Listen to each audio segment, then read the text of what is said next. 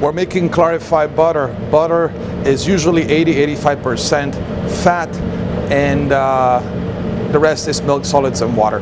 At this moment, we're just going to place the butter in a pan,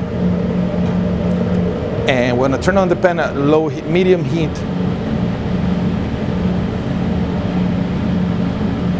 Just make sure the heat is nice and gentle.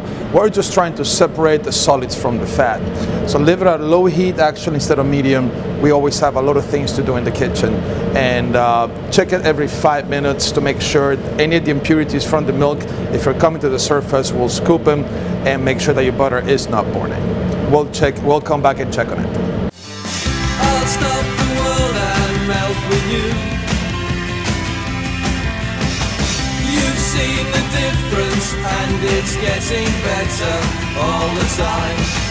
There's nothing you and I won't do. I'll stop the world and melt with you. We should know better. Dream of better lives, the kind which never hate. Trapped in a state of imagination. Our clarified butter has been simmering for 25 minutes. Most of the impurities have fallen to the bottom. Most of the foam that came to the top, I kind of took a spoon and removed it. Now the final step, we're going to strain it. We have a mesh colander, a little bit of cheesecloth on top of it.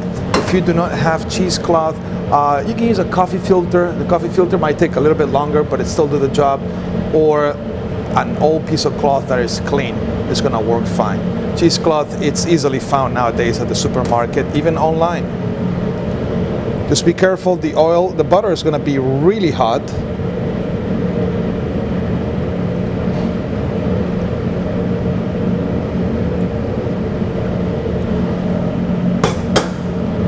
The impurities, most of the impurities will stay onto the cheesecloth.